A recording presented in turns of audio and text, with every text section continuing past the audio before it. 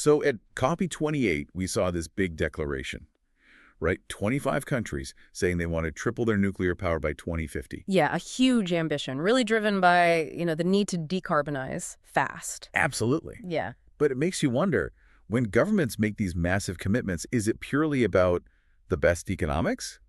Or is it more of a policy choice? That's the core question, isn't it? Nuclear gives you that carbon-free baseload power, no doubt. Oh, But the costs, the timelines, the risks involved, they're significant question marks, always have been. and on the other side. You've got renewables getting cheaper, like almost exponentially, but they demand a totally different kind of grid, Yeah. much more complex, flexible. But we need a straight comparison. Yeah. Apples to apples, what does each path really cost? Exactly, which is what brings us to this deep dive. We're looking at a really detailed techno-economic study focused on Finland, a country that, well, already knows nuclear pretty well. We're digging into the findings of who will foot the bill, the opportunity cost of prioritizing nuclear power over renewable energy for the case of Finland. And Finland is a perfect case study here. They get, about 41% of their electricity from nuclear now, around 4.4 gigawatts. Right. And there's strong political support for more, including these new small modular reactors, SMR. They also got that history. Oh, yeah. The Olkiluoto 3 reactor, Yeah. 13 years late. 13 years. And the cost ballooned by 266%. Just jaw-dropping. So that's the context. That's the backdrop for this whole study. Okay, let's get into the study's mission. It compared two different futures, didn't it? One where you force the nuclear expansion and one where you just aim for the cheapest possible zero-carbon system. Precisely. So how do they define that nuclear path, the forced one? Well, it was basically designed to model that, 28 goal. The researchers set up 4 scenarios, but all of them required Finland to hit 13.2 kW of nuclear by 2050, a forced target. Tripling their current capacity. Exactly. So that meant building more large plants, maybe like an Olkiluoto 4, but also crucially relying heavily on SMR. The small modular ones. Right. Including specific combined heat and power units, SMR, CHP, maybe like 4 of them just for Helsinki. But SMRs aren't really commercially proven yet, are they? Not really, no. That's a key point. The study had to make assumptions. They basically gave nuclear the benefit of the doubt. How so? They modeled SMRs becoming available from 2035 onwards and, assumed their costs would actually come down over time. Pretty optimistic. So, built-in optimism, but they still noted the risks. Oh, absolutely. The study flagged the high risk of relying on tech that isn't commercially available yet. Plus, the usual nuclear risks, long build times, waste disposal. You know the drill. Okay, so that's the nuclear mandate path. What about the other side? The renewable path.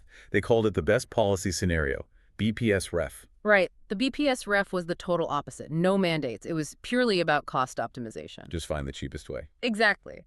The only instruction was get to zero emissions by 2050 at the absolute minimum cost.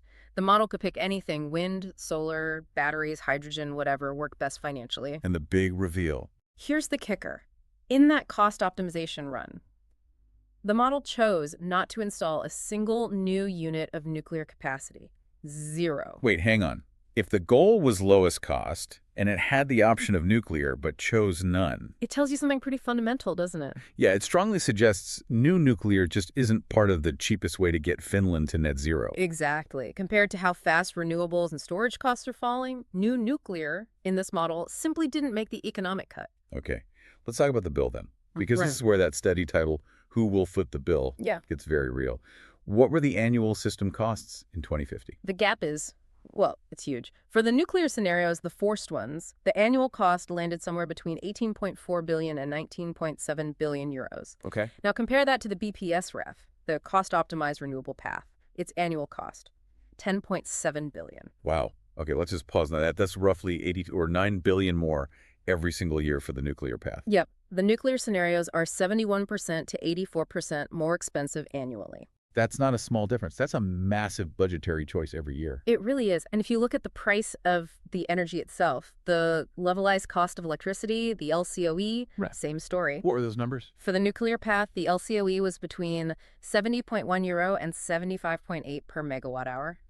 And the renewable BPS-REF. Just 35.3 per megawatt hour. So literally double the price per unit of electricity, like 99% to 115% higher for nuclear. Pretty much double, yeah. What's driving that massive gap? Is it uranium fuel costs or something? No, not really the fuel. It's overwhelmingly the capital investment. Building nuclear plants is just incredibly expensive up front. Huge fixed costs. Right, the construction. And those costs take ages to pay off, and they come with risk.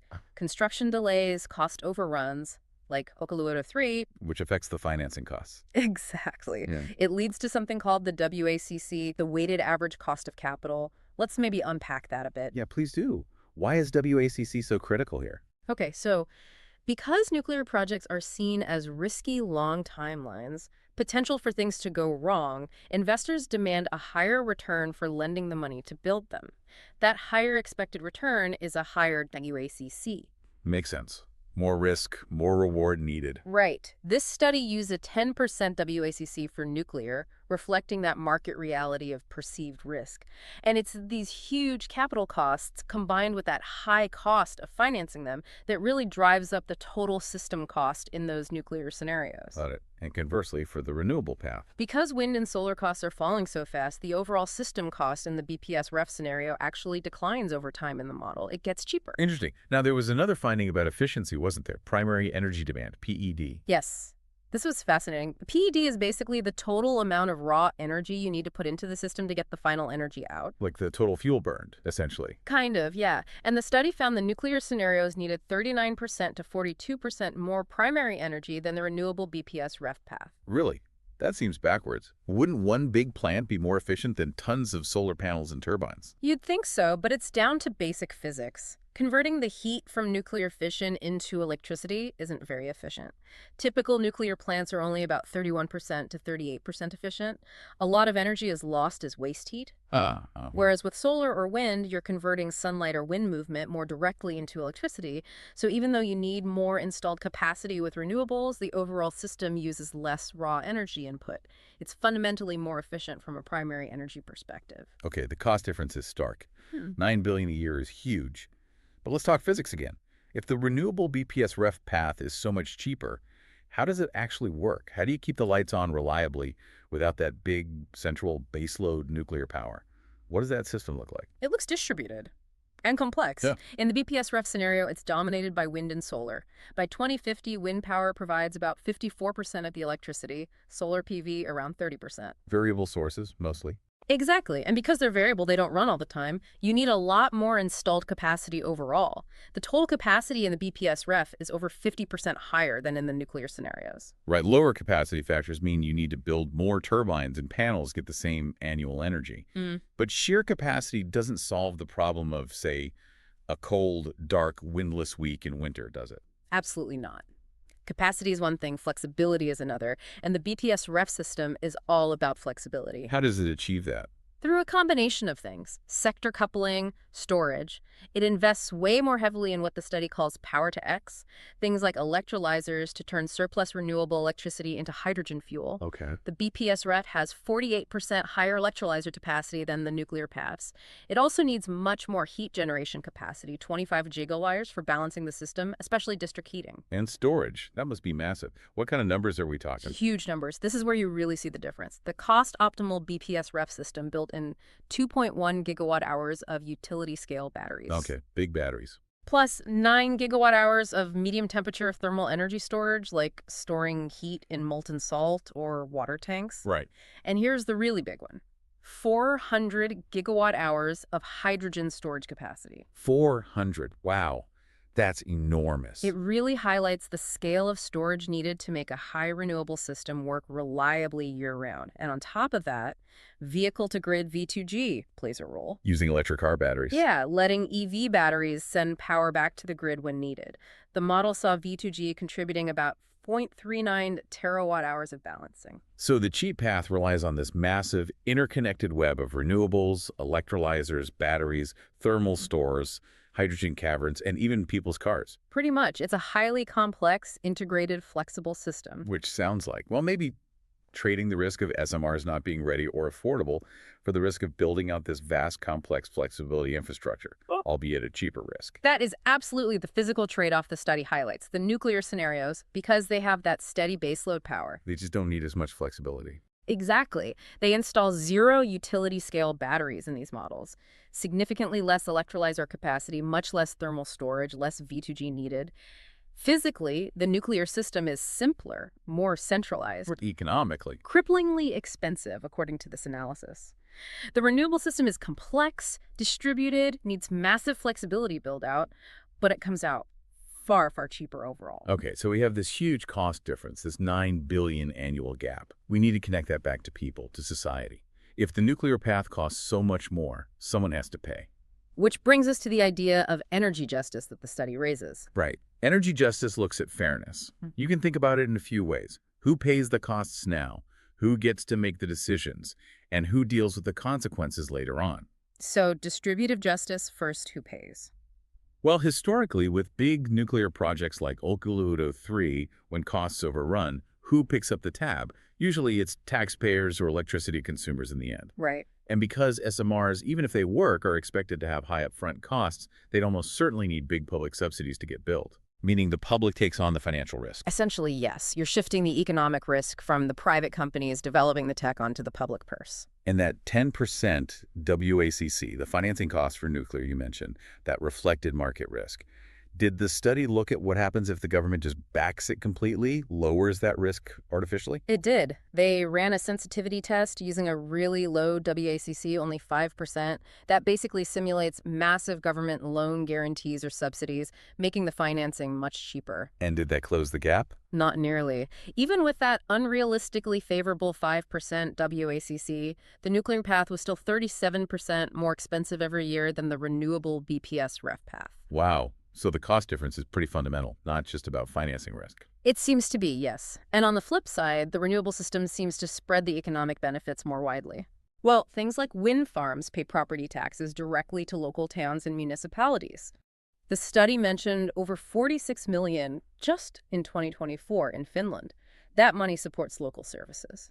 It's a more decentralized flow of economic benefit, matching the decentralized generation. Okay, that covers who pays now. Yeah. What about the longer-term justice issues?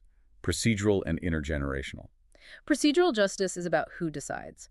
When you invest heavily in huge centralized projects like SMRs, you risk what the study calls technological lock-in, Right. meaning you commit vast amounts of public money and political focus to one specific centralized technology path. You're reinforcing the existing way of doing things. And that might crowd out other options. Exactly. It can make it harder for newer, perhaps better, more flexible, decentralized solutions to even emerge or compete.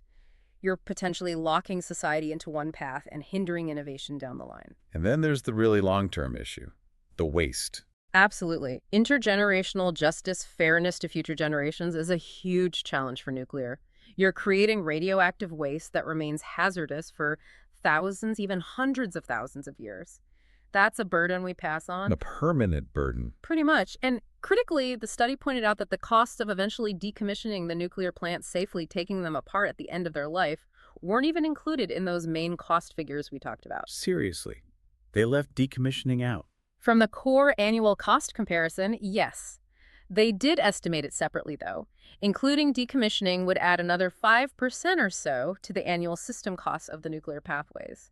Another bill kicked down the road for future generations to handle. Okay, so let's try to synthesize all of this. Bringing it back together, what's the absolute bottom line here for, say, a policymaker looking at that COP28 pledge to triple nuclear? I think the study delivers a pretty clear message based on their modeling for Finland. Choosing that mandated nuclear expansion path, even assuming SMRs become viable and cheaper, it leads to substantially higher costs for society. We're talking roughly double the cost per unit of energy. Higher cost, higher primary energy demand. Right, higher PD, and it locks you into reinforcing these big centralized energy systems. Whereas the past, driven purely by cost optimization, points towards a dramatically cheaper, decentralized, flexible future dominated by renewables and storage. And we can put a number on that choice, that opportunity cost. We can. That annual cost difference, the roughly $9 billion gap between the nuclear paths and the renewable path in 2050, that represents about 2.3% of Finland's projected GDP for that year. 2.3% of GDP. That's the potential saving or the extra cost, depending on which path you choose. That's the opportunity cost quantified, the value of the best alternative you give up when you make a choice. Which brings us right back to the study we've been dissecting today. Who will foot the bill? the opportunity cost of prioritizing nuclear power over renewable energy for the case of Finland. And it leaves us with a really critical question for you, the listener, to think about, a kind of ethical dilemma, maybe? Which is, If the evidence suggests public money could achieve the same climate goal, zero emissions, through a renewable system that's significantly cheaper and lower risk, according to this study, does choosing the much more expensive nuclear path raise questions?